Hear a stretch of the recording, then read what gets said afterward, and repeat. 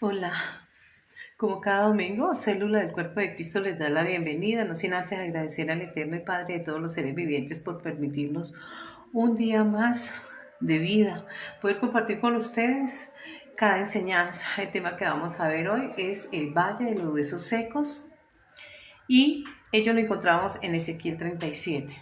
En ese orden de ideas nosotros, todos los seres humanos, en algún momento nos hemos alejado y nos hemos apartado del conocimiento de Dios en razón de la ausencia, la duda, la carencia de fe. Sin embargo, nosotros cada vez que decidimos empezar desde el dogma de la fe, a trasigar por toda nuestra vida, tomados de la mano de nuestro Creador, escogemos el paso cristiano. Y ese paso nos demanda a nosotros esa dedicación, ese esfuerzo, ese compromiso, ese ser responsable, ese crecer espiritualmente, la vocación de estar nosotros cada día preparándonos. Y al estarnos preparando, vamos a adquirir ese conocimiento de todo ese reino que atañe a nosotros los seres humanos, pues nosotros tenemos una área que es el área espiritual. La conformación del hombre es cuerpo, alma y espíritu, y la vida espiritual hace parte de nuestro ser. Dicho esto, el título del tema de hoy es El Valle de los Huesos Secos. Es el panorama de desolación y de muerte, de desesperanza, pero también es un panorama de fe, de perdón, de oportunidad, de renacimiento, de restauración, de resurrección. Cuando el Eterno habla con Ezequiel, Ezequiel significa Yod-Heh Vav-Heh es mi fortaleza, Dios mi fortaleza. Está hablando al hombre o a la mujer que ha encontrado en ese dogma de fe, encuentra esa firmeza, esa consistencia, esa coherencia, esa consonancia de ser, de decir y ser en la praxis ese creyente. En los huesos secos es un panorama del pueblo de Israel. Nosotros cuando nos vamos a la lectura y nos vamos a Ezequiel 37 y nos vamos al verso 11, dice lo siguiente: y me dijo, hijo de hombre, todos estos huesos son la casa de Israel. Una alegoría. Él está haciendo referencia a un pueblo escogido o pueblo de Dios. Cada vez que nosotros estamos hablando del pueblo cristiano, estamos hablando del pueblo de Dios. ¿Cuál es ese pueblo de Dios? Todas las almas son mías, ha dicho el Señor. Todas las creaciones de Él. Pero hay un remanente, un grupo de personas que en uso y en ejercicio de sus libertades, en manifestar libremente el querer hacer o no hacer algo, escoge seguir a Dios. Ese uso de ese libre albedrío, de seguir a Dios y aceptar, dice en primera de Juan 5:1, que todo aquel, es decir, hombre o mujer, que crea y confiese y acepte que Cristo es, que Jesús es el Cristo y que Él es el Redentor, el Salvador, Él es el Cordero por la expiación de los pecados, es hijo e hija de Dios. Este pueblo de Israel, una y otra vez, el Señor venía acompañándolo. Dice que estuvo 400 años en Egipto. En los 400 años estuvo clamándole a Dios, un tiempo difícil. ¿Por qué? Porque estaba esclavizado. Egipto simboliza el pecado. Egipto significa la esclavitud al pecado, siendo Faraón el enemigo. Ahora bien, nosotros, ¿qué hacemos? Dicen ellos, y empiezan a clamar. Dios le envía un Mesías, un Redentor. En ese momento, Moisés, el sacado o el emanado o el emergido de las aguas. Eso significa Moisés. Y vemos a un hombre que está forjado y formado. Una parte en el pueblo de Israel. Fue educado en su parte física, intelectual y física, adiestrado para ser un faraón, porque aunque era hijo adoptivo de la hija de Faraón, gozaba de todos los atributos de un hijo, pero él se rehusó a ser llamado hijo de Faraón, porque prefirió esa naturaleza, esa esencia espiritual, ser hijo de Yod-Heh-Vav-Heh, antes que hijo de un hombre. Nosotros vemos esa elección, ese atributo, pero todos los planes de Dios tienen un propósito. ¿Cuál es ese propósito? Es lo que nosotros tenemos que averiguar. Este hombre pareciese que todo jugara en contra, porque es un momento difícil para el pueblo de Israel, pues este imperio consideraba en Israel un peligro, una amenaza a su gobierno, a su estabilidad. ¿Por qué? Porque se proliferaban. Y esa proliferación en comparación a la proliferación de ese pueblo que en ese momento ostenta el poder, pues quedaban en disparidad, porque en una confrontación posible no sería hombre a hombre, sino 3 contra 1, 4 contra 1, y entonces eso acarreaba ¿qué?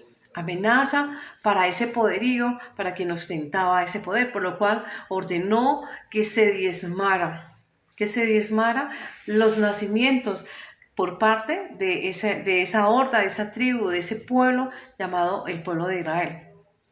Nosotros pues vemos cómo el pueblo de Israel, el ser abanderado de llevar el conocimiento de Dios, de ser hijo o hija de Dios, siempre significaba amenaza, pues Dios siempre luchaba y batallaba a favor de ellos. Todos los pleitos de ellos, todas las dificultades, las crisis, los caos, Él siempre iba a enfrentar. Y todo el mundo a su alrededor sabía que ellos tenían un Dios y que había Dios en Israel. ¿Por qué? Porque Él sería quien derribaría cada uno de los enemigos de este pueblo, porque Abraham le había dado una promesa, no solo a él, no solamente a los que estaban en ese tiempo, modo, un lugar específico, sino que esa promesa alcanzaría a toda la humanidad. Dice, en ti serán llamados descendientes y serán incontables como la arena del mar o las estrellas del cielo. ¿Quién las puede contar?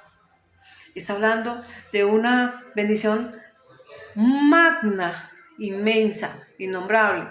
¿Por qué? Porque abarcaría muchas generaciones hacia el futuro, hablando así de la humanidad y de ese remanente de Dios.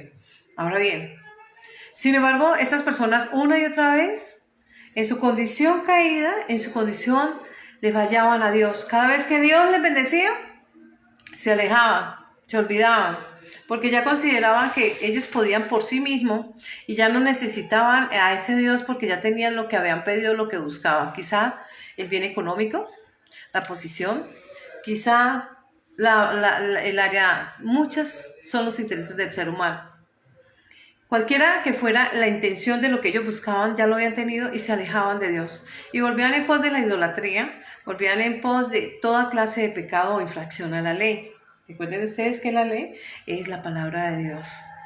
Para nosotros empezar a mirar por qué esos huesos secos era el panorama que en ese momento el profeta, Jehová es mi fortaleza, Jehová mi escudo, Jehová mi fortaleza, Ezequiel, eso significa, para que ese profeta, abanderado de ser fortaleza, de escudarse detrás de la fortaleza de Dios, sin embargo está en ese momento viendo todo a través de la visión, dice, y fue llevado al desierto, dice, la mano de Jehová vino sobre mí y me llevó en el espíritu de Jehová y me puso en medio de un valle que estaba lleno de huesos. La osamenta, ¿qué es la osamenta en el ser humano? Tiene la representación de la muerte. Solo una osamenta es solo una de los atributos del cuerpo. Ya no estaban ni sus tejidos, ni sus tendones, ni su carne, ni sus órganos, y menos el hálito de vida. Solo había un solo elemento de la constitución del cuerpo humano, de esa sucá humana, para significar que la desolación, la desesperanza, la muerte, la vergüenza, la condición espiritual de una nación. Porque ya les acabé de leer el verso 11 de ese verso 37 de Ezequiel, y dice que ese ese campo o ese valle o esa llanura está repleto de una cantidad de huesos secos. Y dice que en gran manera. Es decir, está hablando, ¿qué hace la osamenta? Contar una historia de su titular. Cuando ustedes van en el área de la medicina legal, y cuando ustedes van a mirar el estudio de esos cuerpos, de aquellas personas que de alguna manera, o de manera violenta, o de manera natural, encuentran los restos óseos de alguien, ¿qué hace esa osamenta? Contar una historia.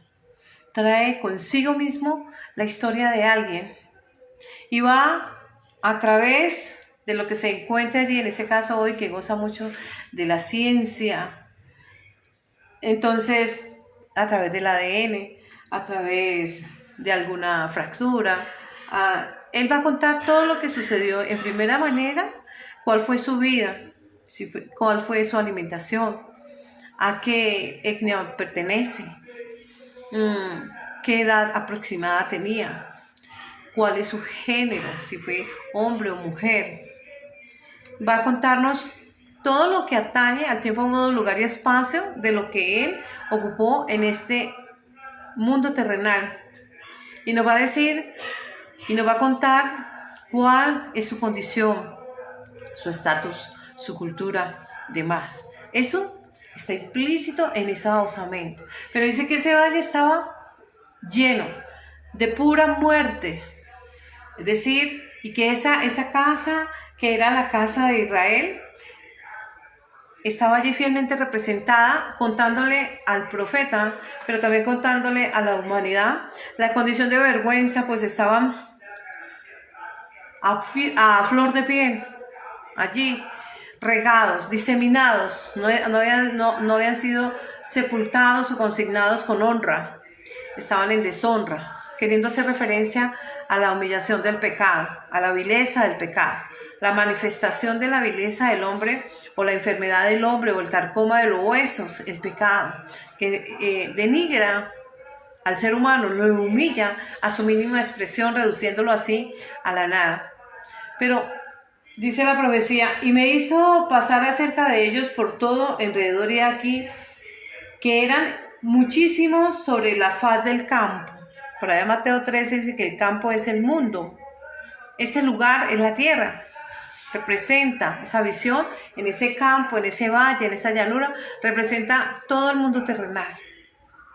Pero que también dice, si nos vamos a Amós 9, 14, 15, ¿qué dice allí? Dice, haré volver del cautiverio a mi pueblo de Israel y ellos reconstruirán las ciudades destruidas y volverán a habitarlas, plantarán viñas y ellas beberán el vino y plantarán huertos y ellos comerán el fruto. Está hablando de qué? De perdón, de oportunidad, está hablando de resurrección, está hablando de perdón. Ese mismo pueblo de Israel que en este momento está reducido a su mínima expresión, a la expresión de la humillación y de la vergüenza y de la burla de todos los que están en su entorno, tiene una promesa, y una promesa de volver a ¿qué? A revivir, a reanimar. Y nos va a contar allí, como cuando se nos dice en Génesis 2, cómo se hizo el hombre. Y vuelven otra vez a reanimar un cuerpo. Animar un cuerpo es volver a esa sola osamenta y volver y darle la investidura de tejidos, tendones, músculos, órganos, sangre, piel, es decir, volverla a reanimar, renacer, un renacer, una oportunidad. Pero esa oportunidad la encuentra Israel a razón de, y está fielmente ilustrada por la vida de nuestro Señor Jesucristo, cuando nos está hablando del hijo pródigo. ¿Y qué nos dice? ¿Qué nos dice de ese hijo pródigo? Nos está diciendo que ese hijo le había dicho a su papá, oiga papá, yo quiero salir a mirar qué es lo que el mundo ofrece, deme mi herencia. Pero ¿cuál herencia si el papá está vivo?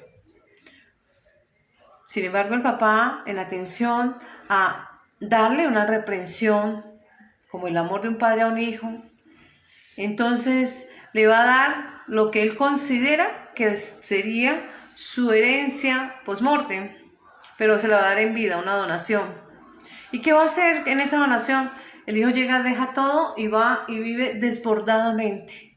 Él no sabe conocer los límites, él no sabe seguir las reglas, él no sabe conductarse, él no sabe administrar aquellos recursos. Por ahí en el mundo hay un refrán coloquial que dice que en donde mucho se saca y poco se echa, se pierde la cosecha. Él no sabía sino despilfarrar, dilapidar, acabar. Nosotros vemos este simbolismo a la luz de las escrituras cuando Cristo habla de la mayordomía, pero también nosotros lo vemos en Hechos a través del imperio egipcio cuando se le envían aquellas langostas y aquellos grillos que solo sabían consumir, dañar, lo que no se comía lo consumían en cuestión de segundos, y a tal grado que se les nombró como plaga. Ser uno parásito porque no sea un buen administrador de las cosas y de los recursos, es decir, que no hemos tomado conciencia. Hay una inmadurez, o puede ser que a veces el ser humano en razón o en atención a la cultura, a la edad, corta edad,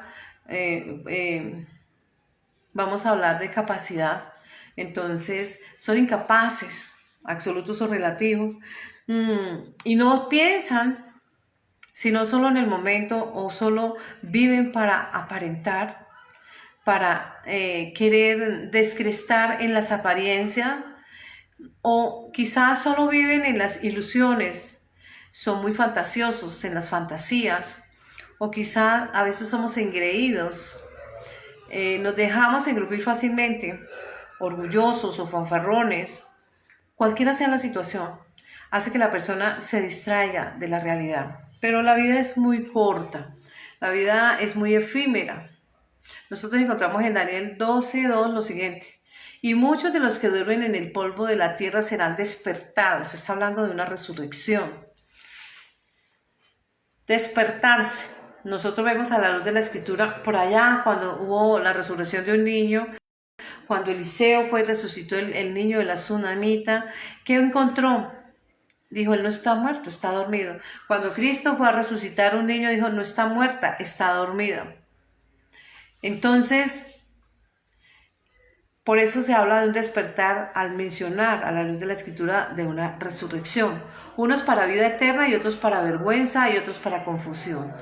Para vida eterna, para vergüenza o para confusión. Casi siempre estamos confundidos.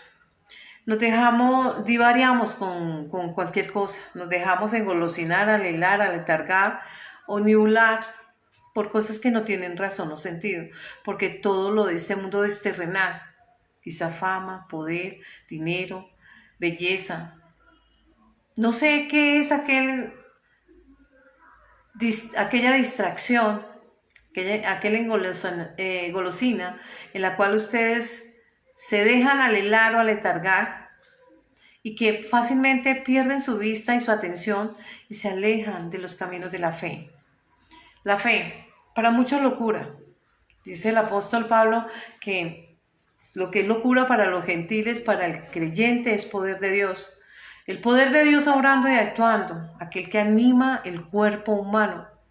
Cuando nosotros estamos en esta Sukkah temporal, nosotros traemos muchos planes, hacemos muchos planes cuando adquirimos esa capacidad intelectual o madurez o capacidad económica o capacidad social, política, cultural o religiosa, y nos desbordamos.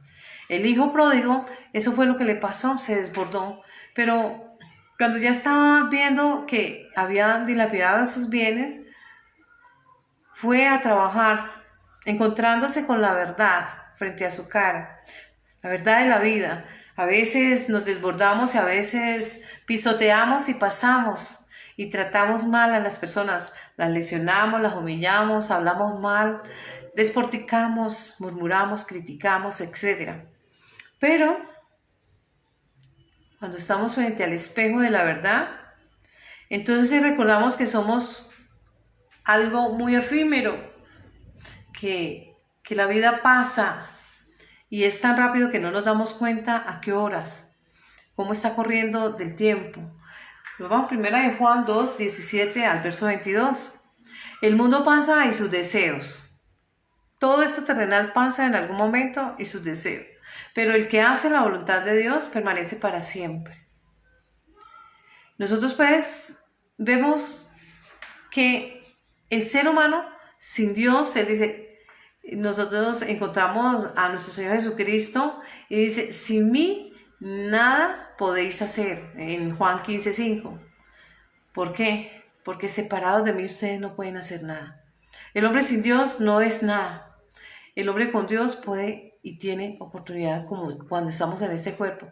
Mientras nuestro espíritu esté en esta suká, en este cuerpo terrenal, tenemos oportunidad de cambiar, de estudiar, de amar, de jugar, de reír, etc. Esa es la oportunidad que nosotros, y es valiosísima, por lo cual no debemos despilfarrarla y perder el tiempo en trivialidades, sino enfocados.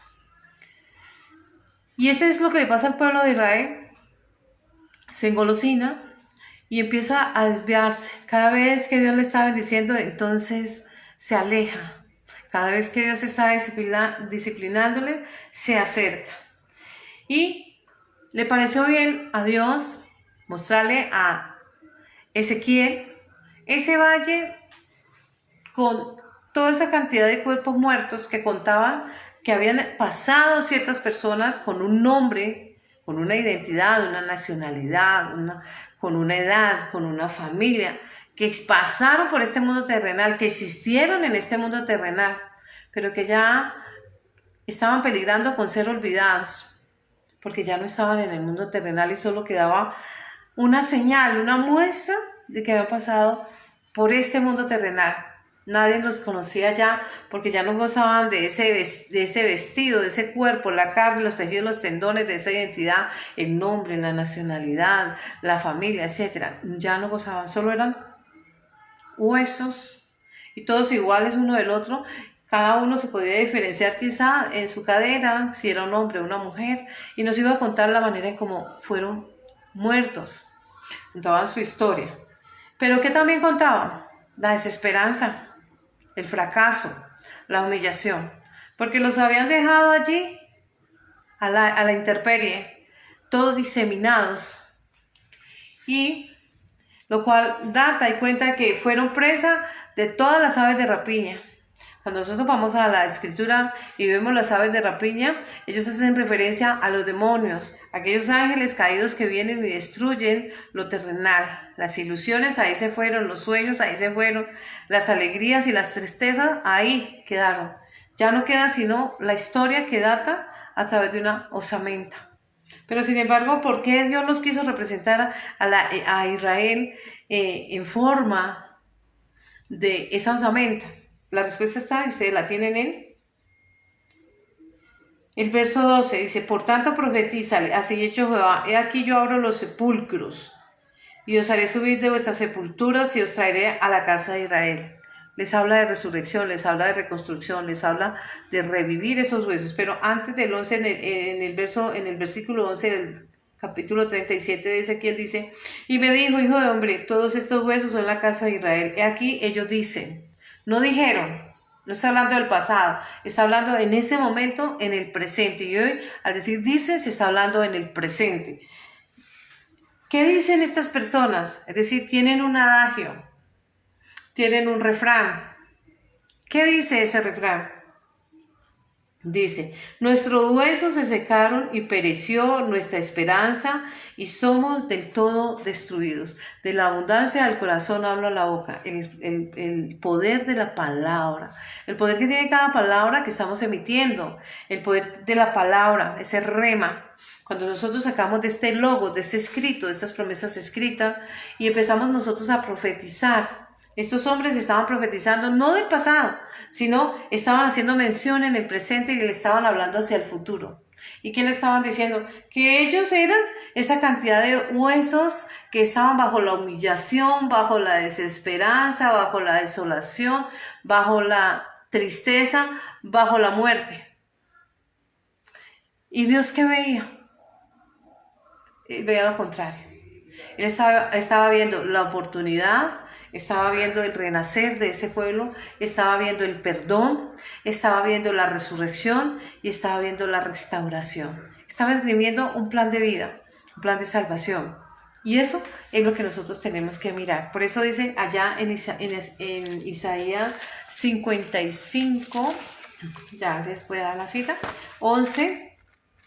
¿Y qué dice la cita? Nos vamos a la cita y dice lo siguiente. Así será toda palabra que sale de la boca de Yod-Heh-Vav-Hei. No volverá a mí vacía, sino que hará lo que yo quiero, será prosperada en aquello que la envié. El pueblo estaba hablando de desolación, pero Dios estaba hablando de oportunidad, de arrepentimiento, de perdón, de salvación, y estaba hablando de reconstrucción y revivir. ¿Cuál es la perspectiva y cómo estás mirando hoy? ¿Qué estás hablando? ¿Y cómo te estás empoderando de tu futuro? Es lo que debemos preguntarnos. Ahora bien, aquí vemos fácilmente cómo es la manera de pensar frente a la manera en que nosotros pensamos. Cómo es la manera en que la perspectiva nuestra humana terrenal y la perspectiva de Dios. Nos vamos a Isaías 55:8 y dice, porque mis pensamientos no son vuestros pensamientos, ni vuestros caminos, mis caminos, dijo Yod-Heh-Vav-Hei, diferentes. Dice, como son altos los cielos que la tierra, así son mis caminos más altos que vuestros caminos y mis pensamientos más que vuestros pensamientos. Está diciendo, la brecha es abismal. El ser humano difícilmente puede comprender a Dios cuando está alejado de Dios. Por eso mi Cristo, cuando leíamos en Juan 15:5, dice, yo soy la vid, ustedes los pámpanos, el que en mí permanece, yo en él. Si ustedes permanecen en mí, yo soy fiel a ustedes y permanezco en firmeza en ustedes. Y este lleva mucho fruto, porque, o la razón es, separados de mí, nada podéis hacer. Él es el que nos produce y nos da el querer como el hacer, dice la palabra de Dios. Entonces, nosotros vemos cómo Dios invita e insta al ser pecador a retornar a través del pecado. Pero retornar es arrepentirse.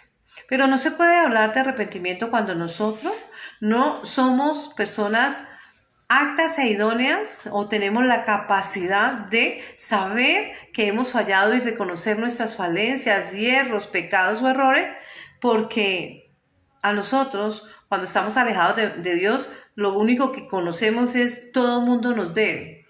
Nos deben respeto, nos deben perdonar, nos deben dejar hacer, nos deben, pero no debemos.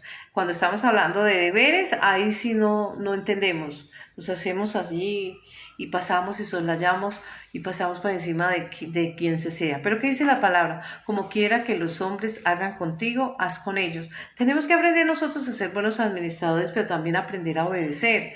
Y también aprender a mirar aquellas falencias, aquellos hierros, aquellas equivocaciones, asumirlas y ser responsable frente a cada equivocación y decir, perdón, me equivoqué, fallé. En algún momento, no sé qué pasó, pero he pecado contra ti, Señor, perdóname. Buscad a Jehová mientras puede ser hallado, llamadle en tanto está cercano. Deje el pecador su camino y deje el hombre de pensamientos malos su camino. Vuélvase a Jehová, el cual tendrá de él misericordia. La misericordia siempre está allí. La mesa está servida. ¿Cuál mesa? La salvación. Está abierta, está disponible. Quien debe tomar la decisión de tomarla o no es cada hombre o cada mujer. Tiene que dar esa libre elección y dar ese paso al frente de aceptar o no aceptar esa salvación. Entonces, ¿qué está hablando el Señor a través de esos huesos secos que representan a la casa de Israel? Es un llamado al arrepentimiento. Es un llamado de dejar de ser rebeldes y pasar a la obediencia, de aprovechar aquella oportunidad de restauración o reanimación, porque vemos que dice la palabra y nos cuenta cómo esos huesos secos se estremecen. Hay un temblor cuando se le dice al espíritu, al ruaj, al hálito de vida, sopla de los cuatro extremos de la tierra y hay un estremecimiento en el mundo terrenal y esos huesos empiezan a estremecerse. y empieza a cubrir, a vestirse de piel, de tejidos, de tendones y demás. Ello está escrito. Vamos a leerlo a la par de la escritura. Profeticé y conforme me fue mandado hubo un ruido mientras yo profetizaba.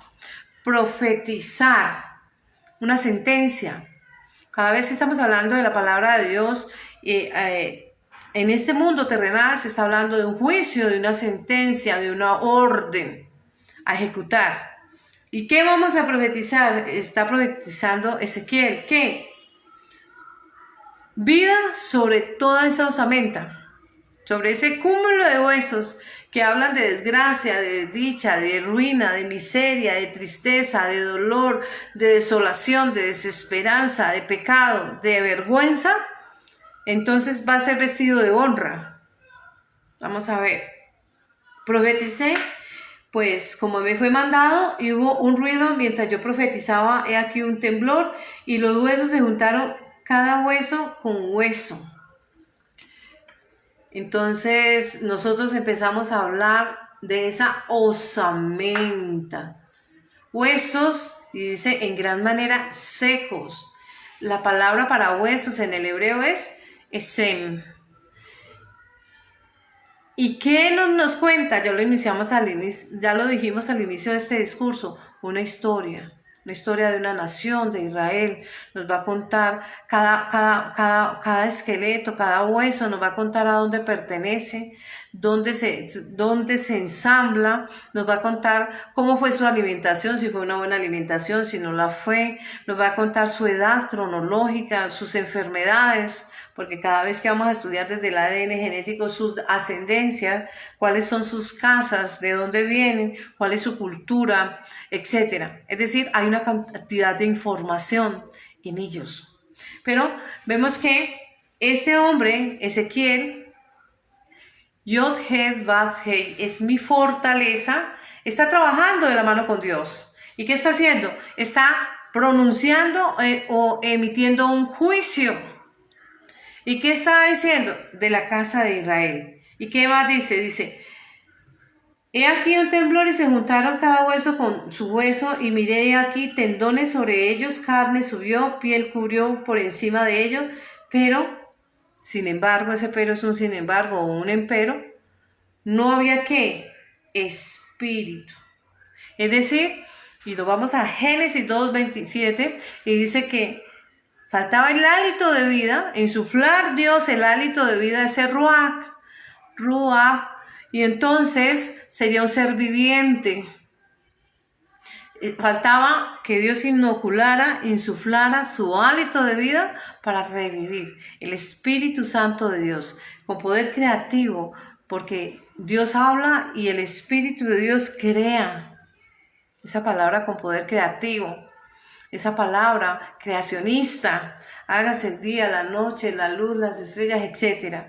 Empieza a ver cómo obra, cómo opera Dios, cómo opera ese mar o ese océano infinito, trabajando a la par con el ruach, viento suave pero fuerte que estremece, y trabajando a la par con el Mesías, porque también apunta hacia el Mesías, a la redención, a la salvación, a la restauración, a la transformación.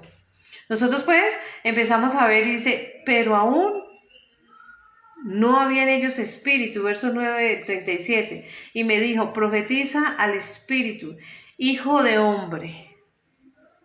El hijo del hombre es Cristo.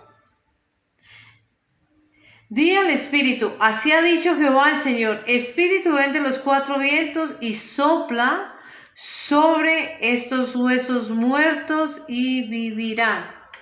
Nos vamos pues y vamos a encontrar una cita que la encontramos en Zacarías 6:5. Y ahí nos va a hablar automáticamente de... Perdóname un segundo.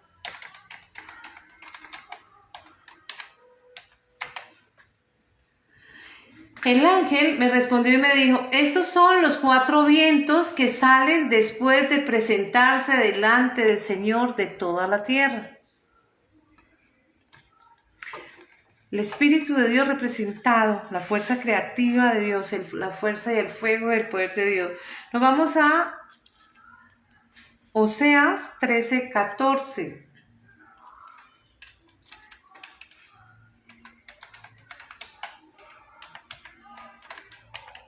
Y reza en el ítem.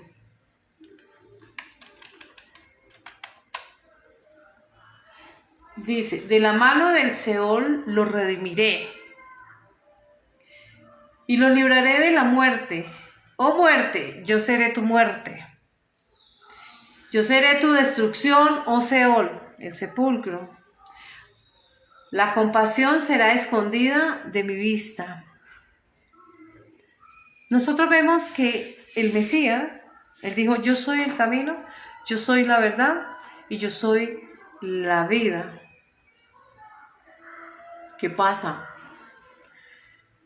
La vida misma, por allá nos dijo, oiga, no me quitaron ustedes la vida a mí. Yo la puse por ustedes y la volví a tomar porque yo soy la vida misma. Nosotros vemos cómo Dios tiene el poder creativo, el poder de restauración. Por eso le dice en Oseas 13:14, yo los libraré del poder del sepulcro y los redimiré de la muerte. Y le habla a la muerte y dice, ¿dónde está tu espina? ¿Dónde está tu aguijón al Seol? ¿Por qué? Porque Él es la vida misma personificada. Nosotros pues empezamos a ver la importancia de tomar bajo la premisa del libre albedrío, la premisa del dominio propio, la premisa del ejercicio de la libertad, tomar la decisión de tomar parte dentro de la oferta que Dios nos hace, que es su evangelio, el reino de los cielos, o desecharle. Nos vamos a Santiago 4:4, reza lo siguiente, oh almas adúlteras, ¿no sabéis que la amistad del mundo es enemistad hacia Dios? Por tanto, el que quiere ser amigo del mundo se constituye en enemigo de Dios. Tomar esa decisión de seguir a Dios y no estar contra Dios. Dios con nosotros significa Emmanuel, no contra nosotros. Nosotros también tenemos que estar con Él, por Él y para Él. Es así como nosotros emprendemos un trasegar caminando un solo paso a la vez, de la mano de la fe con Cristo, como el ungido de Dios, como el Hijo de Dios, como el Mesías. Primera de Juan 5:1, reitero. Nosotros vemos, por ejemplo, dice, ellos son del mundo y por eso hablan parte del mundo y el mundo los oye. Cuando están en el pecado, muertos en vida. En esos huesos representan la situación espiritual de Israel. Cómo Israel se resiste a seguir en obediencia y a tomar una decisión de estar en pro o en contra. Y vimos que en Santiago 4:4 nos habla de hay que tomar una decisión y tomar nosotros la decisión de dónde queremos estar. O estamos con Dios o estamos en contra de Él. Pero no podemos estar en dos lugares. Por allá a Cristo le dijeron los apóstoles, oiga, hemos escuchado a alguien hablando por ahí y echando fuera demonios, haciendo milagros y todo. En tu nombre se lo prohibimos. No se lo prohíban, porque el que no es en contra con nosotros es. Es decir, tomar la decisión de en qué lugar queremos estar. Cada cual está en el lugar que decide o que quiere estar porque él hace uso del ejercicio de su libertad, del dominio propio y del ejercicio del libre albedrío. Nosotros pues tenemos que identificar cuál es ese lugar a conveniencia, saber tomar elecciones, ser asertivo, toda vez que vamos a hablar de la siguiente fase de nuestra vida. Somos muy dados como Tomás, cuando le hablaban de que Cristo había resucitado de los muertos, y él, en cada estudio, si ustedes van a los 4 evangelios, una y otra vez, Cristo cuando entró al templo, cuando estuvo allí al pie de la higuera, cuando estuvo en milagros, señales y prodigios, una y otra vez estaba anunciando que él iba a morir, pero que también al tercer día resucitaría, porque estaba interpretando a todos los profetas que habían hablado de él en el Antiguo Testamento, y estaba aplicando esa hermenéutica y diciéndoles: yo soy ese ungido. Por eso cuando entró y hizo esa entrada, fue ese telonero del evangelio y dijo: el Espíritu de Dios está sobre mí y me ha enviado a, y estaba citando Isaías 61, dice: hoy se está cumpliendo esa profecía. Esa era la apertura de la entrada, el telonero del evangelio de Cristo, para que nosotros estuviéramos dedicados, concentrados, enfocados, sabiendo, no para dónde va Vicente, para dónde va la gente, y siguiendo uno y otro discurso. No, comprometidos, haciéndolo a parte nuestra. ¿Cuál es nuestra parte? Leer la palabra, ahondar dentro de la escritura, aprender de ella, qué es lo que ha dicho. Ya no necesitarán ustedes que os enseñe, porque yo soy el buen pastor. Por allá en el Salmo 23:1. Las ovejas tienen que conocer su voz y deben seguirle. No pueden escuchar una voz extraña a aquel que los está rigiendo, a aquel que los está gobernando. Y ese buen pastor no es un ser humano, es Cristo, el Mesías, el ungido de Dios. Y él dice, por eso nosotros encontramos una cita, dijo: y tuvo compasión de aquellas ovejas, de aquel redil que andaba como si no tuviera pastor. ¿Por qué? Porque a veces cuando nosotros estamos distraídos o estamos engolosinados en las tendencias, estamos engolosinados en el trabajo, en la labor, en la familia, en lo personal, en lo laboral, etc., nos desatendemos, nos alejamos de Dios. Pero cuando estamos en esos momentos críticos de crisis, de caos, de dificultad, de enfermedad, etcétera, entonces ahí sí vamos y doblamos nuestra rodilla de: ay Dios mío, y ay Dios mío, y perdón, ay Dios mío, pero pues todo el tiempo que hizo. Tenemos que estar un poco más enfocados y aprender que ese pacto de paz, esa alianza de amor, ese amor inmesurable, insondable que nosotros adquirimos a través de ese cordero, de ese pacto de sangre, es Cristo, y que eso es un contrato bilateral que nos ancla, nos atrapa, nos obliga a cumplir unos derechos o deberes, pero también ejecutamos unas obligaciones. Esas obligaciones, esos deberes que nosotros estamos abocados a cumplir. ¿Cuáles? En atención a la obediencia, en atención a la fe, en atención a la lealtad, a la exclusividad, en atención a servir a Dios, en cumplir nuestro propósito. Nos vamos pues a la siguiente cita. Dice, bueno, estamos en la lectura. Y profetiza al Espíritu, hijo de hombre, di al Espíritu: así ha dicho Jehová, Espíritu, ven de los 4 vientos y sopla sobre los muertos y vivirán. Profeticé como se me había ordenado, y entró el Espíritu en ellos y vivieron, y fueron seres vivientes. Este Espíritu Santo, nosotros vemos en Joel 2:28-29 y en Hechos 2:18 en adelante, cómo se está afirmando y cumpliendo esa profecía allá en el aposento alto, donde habían 120 personas, sin contar mujeres y niños. Y entonces hubo allí un derramamiento del Espíritu Santo con una medida de capacidad de una lengua de fuego. Y es allí donde nosotros empezamos a ver la presencia, esa doble unción, porque la primera, la que nos hace seres vivientes, el hálito de vida; la segunda es el Espíritu Santo, que va a ser una lectura abierta en nuestra primera porción, que va a contar todo aquello que hemos hecho, lo que hemos sentido, lo que hemos pensado, etcétera, nuestros proyectos, nuestros propósitos, nuestros desánimos, nuestras tristezas, nuestros fracasos, etcétera. Ya no podemos procrastinar, sino que tenemos que ser parte activa dentro del proceso de la alianza, dentro de ese matrimonio que nosotros tenemos con Dios, haciendo nuestra parte, porque estamos abocados y somos obligados a cumplir ese pacto o esa alianza de la cual se nos habla. Y aquí vienen días, dice Jehová, que volveré a traer la cautividad de mi pueblo Israel y Judá, las dos casas, dice Jehová, y los traeré a la tierra que le di a sus ancestros, aquellos padres.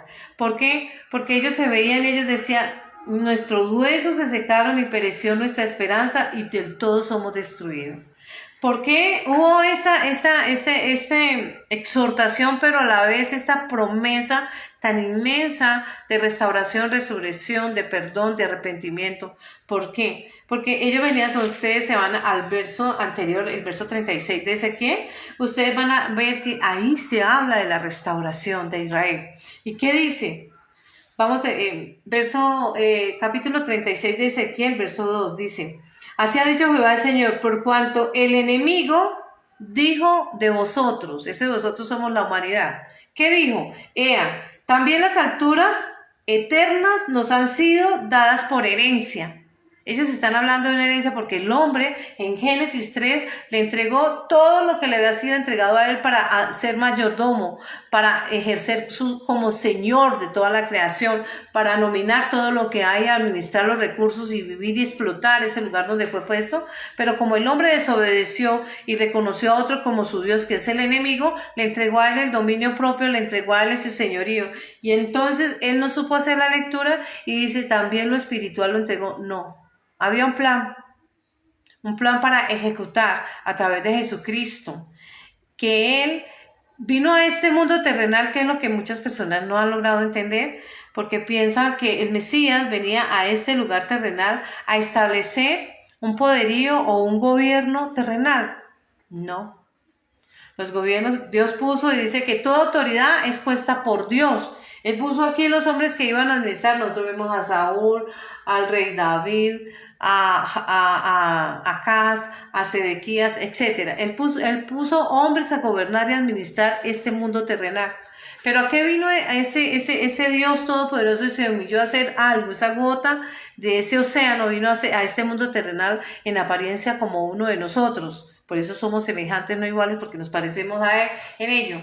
Entonces, ¿a qué vino? A establecer un gobierno, pero el gobierno espiritual que está sobre el terrenal. Porque es la minucia y el terrenal es el todo.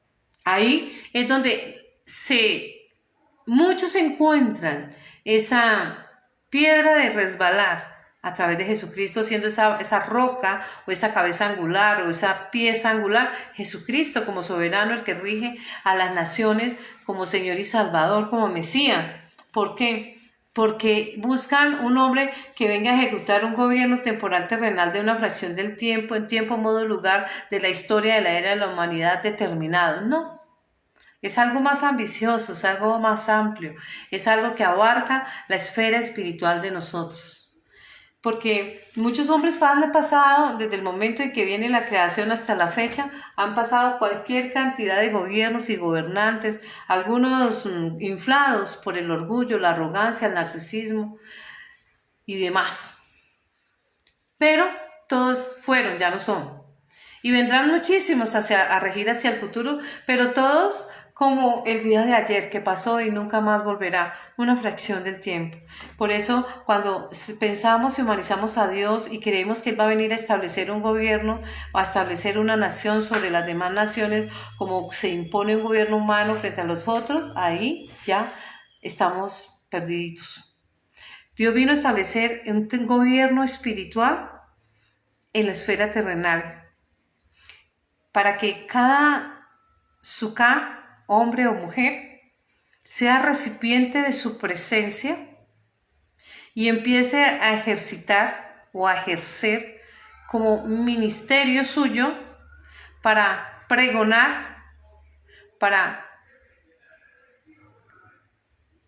pescar, os haré pescadores de hombres en esa red llamada el Evangelio, que se vayan agregando y vayan formando ese remanente, esa nación llamada la Israel espiritual, que no es en razón al lugar geopolítico o demográfico determinado en un mundo terrenal, en una fracción del tiempo, en una época, tiempo, modo y lugar y espacio determinado. No. Es una Israel espiritual que vence el tiempo, modo, lugar y espacio. Y se está hablando de esa vida espiritual. Porque nosotros, nuestra composición fuimos creados para no morir, para ser eternos. Se nos dio un cuerpo para sufrir o pagar, o en respuesta de una sentencia y la ejecución de esa sentencia, tenía que poner a un ser en tiempo, modo, lugar y espacio, sometido ¿a qué? A un cuerpo. Se nos dio esta morada terrenal para soportar la vejez, la enfermedad, los sentires y también la muerte. Pero también para ejecutar obediencia, para crecer en obediencia, para crecer en el conocimiento de la palabra, para conocer nuestro propósito, para elevar nuestro espíritu, para que haya esa madurez, para vencer todos los vicios, la ira, el odio, el orgullo, la altivez, la arrogancia, la soberbia, la avaricia, la codicia, etc. No terminaría de decirle la cantidad de hierros, vicios con el que nosotros nos vamos contaminando en el trasegar de toda nuestra vida. Pareciese que tuviéramos ese vestido adhesivo que por donde quiera que vamos pasando solo se nos va pegando todos los vicios y la mugre que encontramos. Allí es donde nosotros tenemos que trabajar.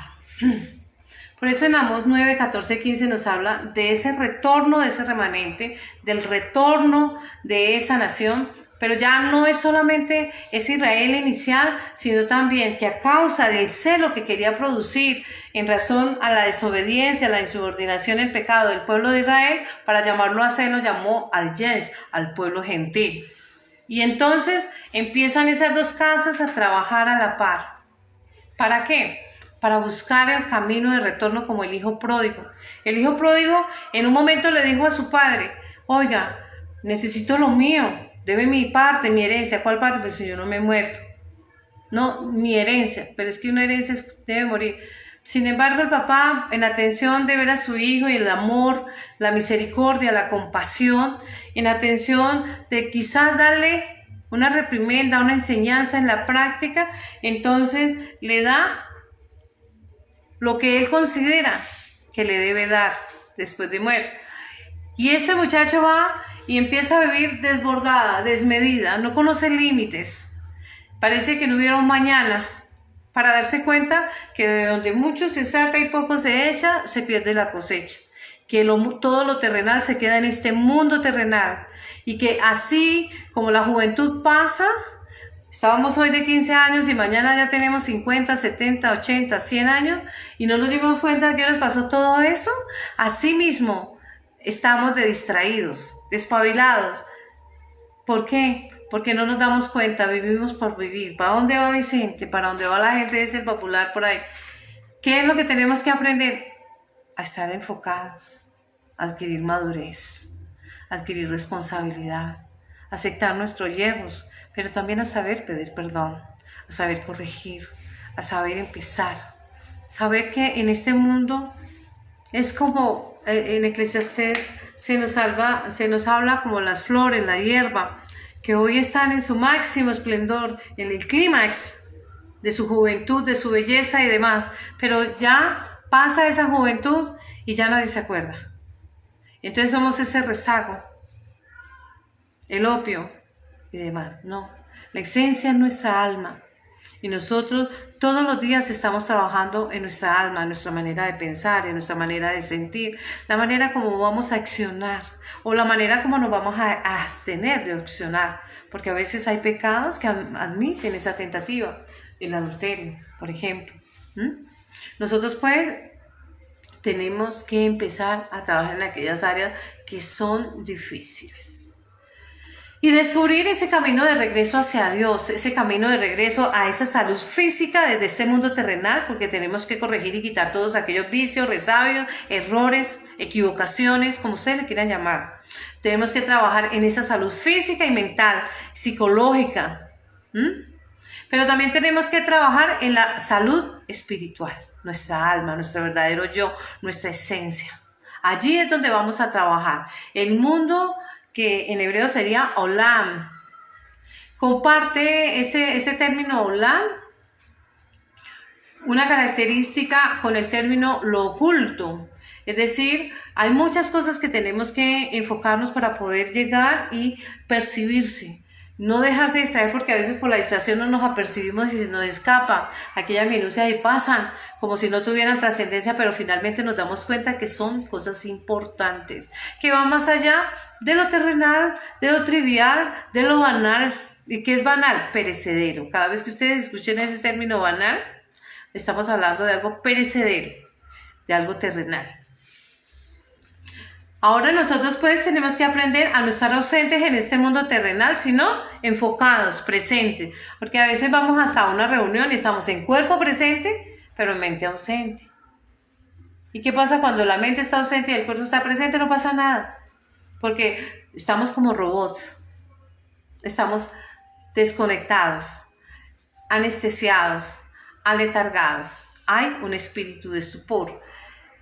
Tenemos que estar nosotros y quitar de nosotros toda la trivialidad de lo ilusorio, la falsedad, lo sensorial. ¿Por qué? Porque esos placeres materiales, sensoriales, ilusorios o falsos, solo son ocasionales. Así como cuando yo recuerdo que no hace nada, yo tenía por allá 15 años, ahorita la cantidad de años que tengo encima, y ha pasado una cantidad de cosas, han surgido una cantidad de cambios y demás, porque si no hubiera estado concentrada, entonces no hubiera podido disfrutar de cada etapa de mi vida.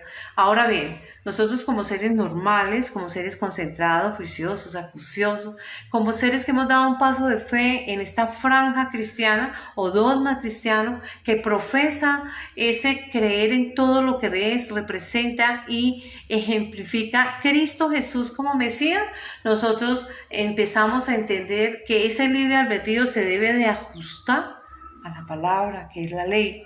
Se debe ajustar en cuanto a que lo que yo profeso debe estar acompañado con mi sentir, pero también debe estar acompañado y debe estar conectado, alineado con mi pensar, con las acciones.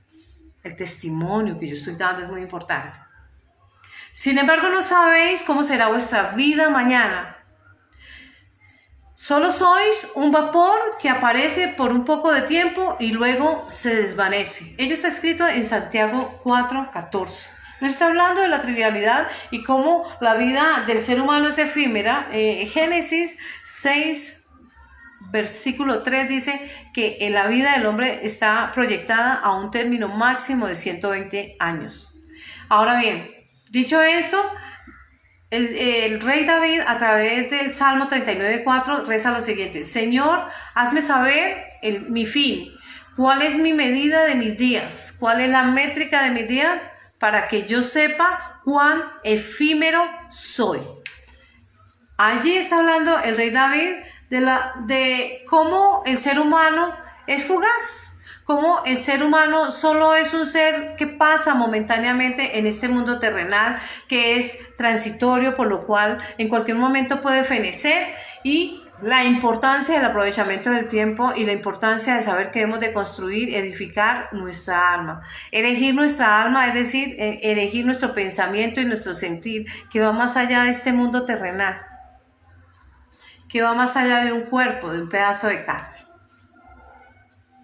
Mis días son más veloces que la lanzadera y llegan a su fin sin esperanza. Estas son palabras a través del profeta Job, verso 7, versículo 6.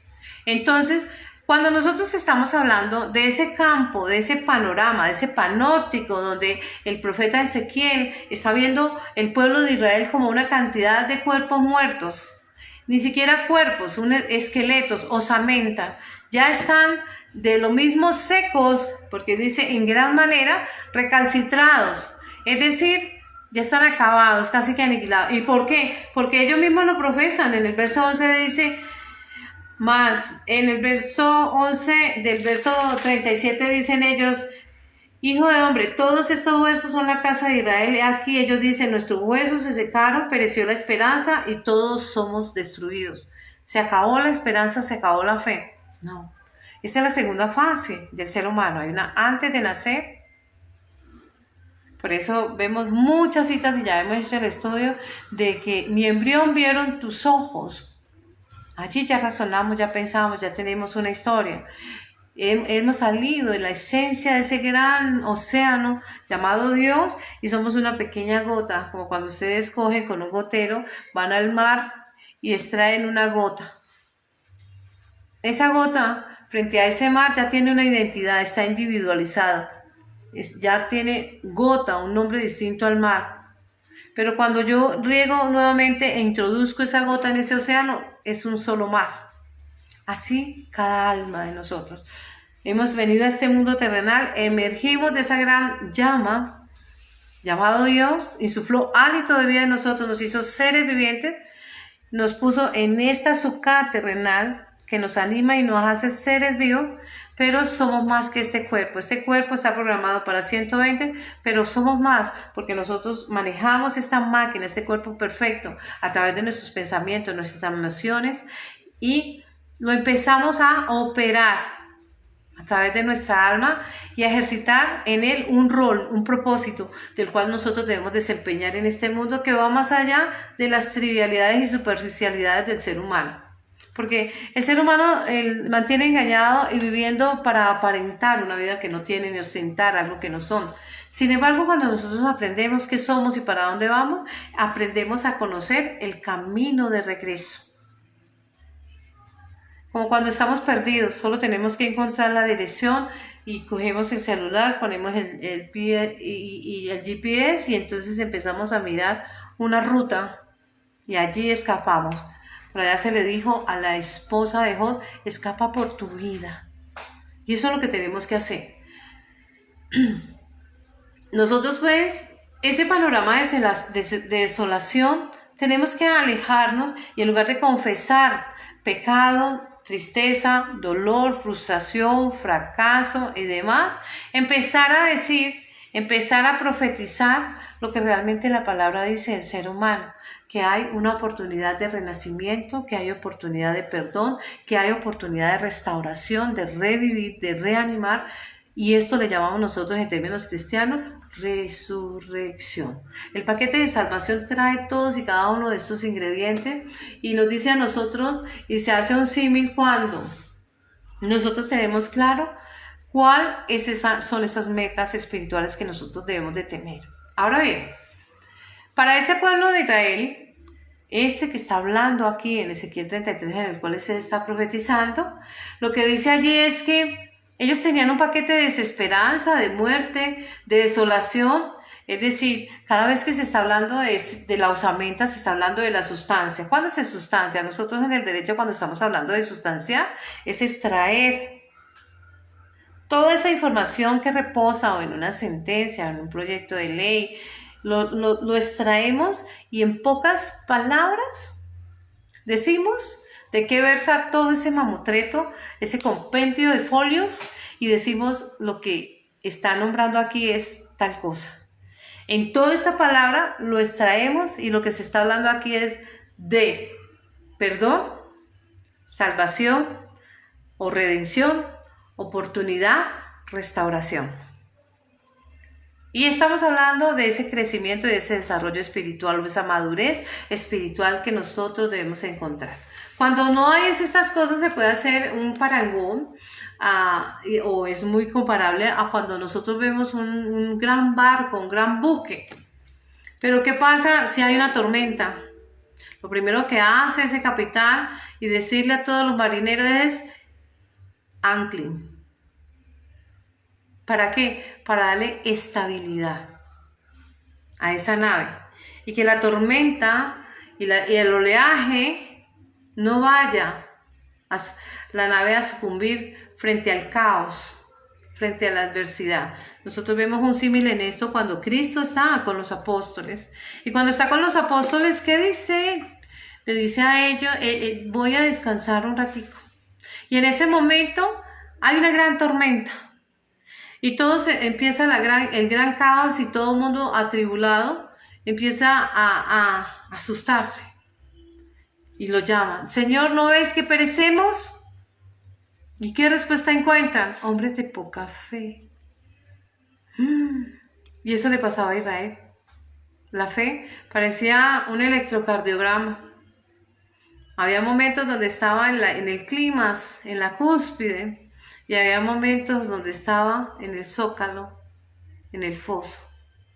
Por eso estaban esos huesos allí diseminados, mar abierto, terreno abierto, cielo abierto, como le quieran ustedes llamar. ¿Y por qué? Porque no había la fe. La fe no les permitía abrazar la salvación, la oportunidad de perdón, la oportunidad de arrepentimiento. El hijo pródigo acarició esa epifanía y mientras estaba ya pasando con los cerdos y trabajando y comiendo los algarrobos de los cerdos, él dijo, en la casa de mi padre yo tengo todo. Allá yo no soy un obrero, no soy un empleado, soy hijo. Y soy tratado como hijo, así yo no tenga nada, soy tratado como hijo. Pero aquí voy a ser tratado como esclavo, denigrado, maltratado, humillado, menospreciado. Y retorna al Padre y dice, he pecado contra el cielo y he pecado contra ti. Una epifanía de hacerse responsable y de confesar sus hierros. Y cuando yo confieso mi pecado, el peligro que corro es que allí inicia la transformación porque me ha llegado la lucidez, me ha llegado esa epifanía y en ese momento de conciencia me veo obligado y abocado a los cambios, a resarcir, a restaurar, a recuperar el tiempo. Eso habla Ezequiel 37, habla de esa profecía que nos habla a nosotros de retornar a Dios y cómo debemos de retornar a Dios y cómo debe ser nuestra fe, porque Él es Dios y Él tiene el poder de darnos y otorgarnos vida. Y vida en abundancia, no una vida corta, sino una vida en abundancia. Esos huesos diseminados y regados en ese valle de desesperanza, de desolación, de tribulación, de enfermedad, de tristeza, de fracaso, de frustración, de rencor, de resentimiento, de inmadurez, de rebeldía, de lo que quiera que le esté motivando, es un lenguaje figurado que nos está invitando no a recriminarnos, sino todo lo contrario, a restablecer la relación cercana con Dios, a restablecer el tiempo perdido con Dios, a enamorarnos de Dios, a retornar a Él como pueblo elegido suyo, a tener esa salud espiritual, a no dejarnos afectar de la circunstancia o del mal o de las personas o de la duda o de la adversidad, sino a encontrar un destino, una meta como creyente. Es decir, que nuestras acciones digan de esa fe que estamos profesando y que hablen de esos cambios nuevos, de esos cambios que somos nosotros abocados a hacer en nuestra vida. Eclesiastés 11:5 dice lo siguiente: ¿cómo tú no sabes cuál es el camino del viento, o cómo crecen los huesos en el vientre de una mujer encinta o embarazada? Así ignoran la obra de Dios, el cual hace todas las cosas, no algunas, no una parte, sino todo. Dice, así como ustedes ignoran, no conocen, desconocen cuál es la ruta del viento, del Espíritu de Dios, cómo actúa, cómo funciona, cómo obra en la vida humana, así como ustedes desconocen todo el proceso desde el momento de gestación, desde el momento de que ese cigoto allí existe en el vientre de una madre y cómo se va desarrollando su cuerpo, su basamenta, sus órganos, hasta llegar al momento del alumbramiento y ser uno como usted o como yo, así Dios obra. Él obra allí en lo secreto. Por lo cual es necesario que nosotros abramos nuestro interior para que pueda obrar en lo secreto, donde nadie ve, donde nadie conoce, para que empiecen a emerger esos cambios. Por eso fue que Adán hablaba cuando reconoció, Adán es un prototipo de Cristo, y cuando vio a esa humanidad que amó tanto, de tal manera amó Dios al mundo, se enamoró de la humanidad, que dio a su Hijo unigénito para que todo aquel que en él cree no se pierda, mas tenga vida eterna. Adán dijo, este es hueso de mi hueso. Reconocer cuál es nuestro origen, cuál es nuestra esencia, de dónde emergemos y a dónde tenemos que retornar. Esta es la enseñanza de hoy para Elmer, para Gustavo, para Manuel, para Jamie, para Ginette, para todos los que se agregan a este estudio. Dios les bendiga. Oremos para entregar este servicio. Bendito Padre Celestial, amado Dios, amado Padre, en el nombre de nuestro Señor Jesucristo, te honramos, te glorificamos y agradecemos, porque cada enseñanza en los diferentes vasos que tú estás hablando, en los diferentes pregoneros o en los diferentes parlantes, Señor, Tú estás dando el mensaje de salvación a todas las naciones, no importa su edad, no importa su cultura, no importa su estatus social, su estatus político, su estatus religioso. Le estás hablando a cada hombre, a cada mujer para que retorne a ti y se abrace, pero llegue como aquel hijo pródigo reconociendo sus fallas, con la intención de cambiar, de ser renovado en su mente, en su manera de sentir, de pensar, en su manera de accionar, desarmando así su corazón y limpiándose de todos aquellos resabios, rencores, resentimientos, frustraciones, enojos, amargura, de todos aquellos problemas que pueda tener en el interior, para poder dar a ti una suká, para poder ser recipiente de tu Shekinah, de la presencia tuya, de tu conocimiento, de tu Santo Espíritu, de tu palabra, siendo contenedores de aquellas promesas que tú nos das, Señor, porque tú nos acompañas, has tomado nuestra mano en el trasegar de toda nuestra vida, y como el Padre frente a su Hijo nos educa, nos instruye, nos forma, nos enseña, nos guías, nos disciplinas, pero también nos acompañas. Bendito y alabado sea tu nombre. Te agradecemos, Señor. Escribe todo este mensaje en las tablas de la mente humana, con letra de tu dedo en la mente humana, Señor, y atesora en su corazón, en su alma, para que puedan celar, meditar, interiorizar, trabajar en esas promesas que tú le das, y pueda haber ese resurgimiento de esa semilla, de esa simiente, de esa vida que inoculas hoy a través de tu mensaje, en el nombre de nuestro Señor Jesucristo, mediante el poder de tu Santo Espíritu, para honra y gloria de nuestro Padre, nuestro Elohim, Señor. Te lo agradecemos todo. Bendice a todas las naciones, Señor, en especial a aquellas, Señor,